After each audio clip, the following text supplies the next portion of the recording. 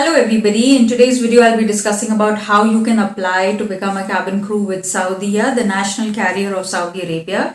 Now I've been working with them since 2015, and whenever Saudia holds recruitments or hosts interviews in a particular country, this is usually the format that they follow in almost all the countries. And one of the reasons why I'm making this video in English is so that a lot of people who do not have too much information about Saudi Arabia or do not have too much information about how they can apply to become cabin crew in Saudia Airlines, they will get a better understanding, because a lot of you may not understand my mother tongue, which is Hindi.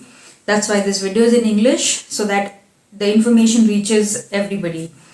So let's start this video. My name is Rachna and welcome to my channel. Okay, so Saudia generally does not hold direct recruitments. With that, what I mean to say is that whenever they are planning to conduct interviews in a particular country, they hire a third party agency or a consultancy agency to do all the organization for them for the interview and for the recruitment.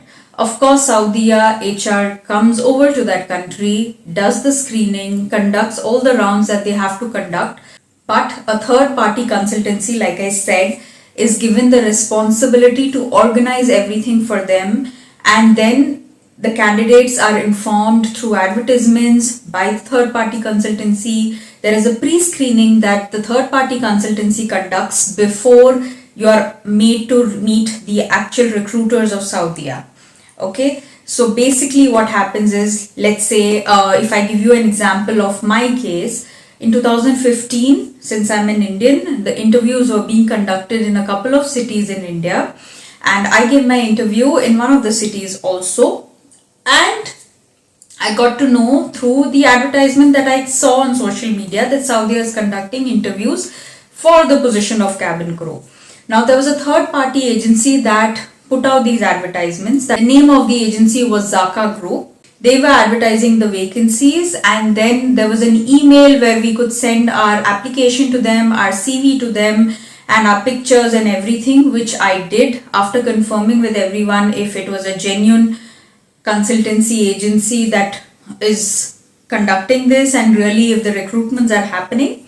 So I sent all my details. I was shortlisted and I was sent an email, and I was also called for a pre-screening round with them. I went to their office, gave a pre-screening interview. They asked me a couple of questions. They checked my height, they checked my weight, and they also checked if I was able to reach 212 centimeters through arm reach.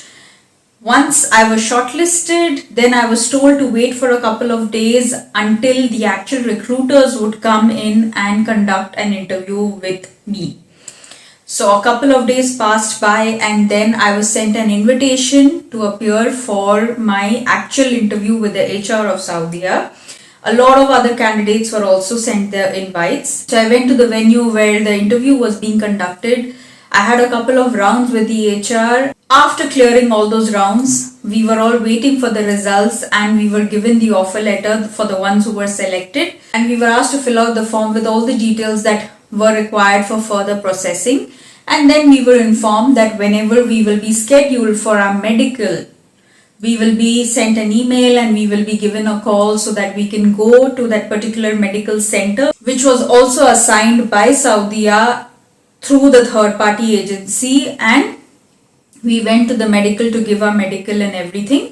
Once we received a clearance from the medical department, we were asked to submit our passports again to the third party agency, and they took a couple of days to process our visa. We were informed that our visas were ready and we could travel on particular dates that were given to us according to the training dates that were already scheduled for us in Saudi Arabia. So this was generally the whole process, and throughout this whole process, let me be very, very clear to you, we were not charged anything. There was no form of money or fees that was charged by the third party agency or by Saudia whatsoever.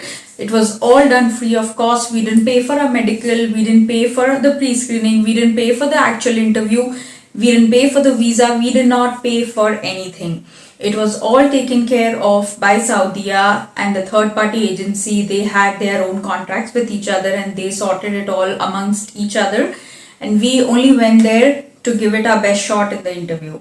So far, how they've been conducting interviews, always through a third party agency. They do not hold direct recruitments like Qatar Airways. Hope this video will clear all the confusion related to how they hold interviews in different parts of the world. That's it in this video. If you have any queries related to interview process, training, visa processing, or anything else related to Saudia's recruitment, feel free to write that to me in the comment section and I will reply to you either in the form of a video or in the form of a comment. Thank you very much for your time. Stay tuned for more. Goodbye.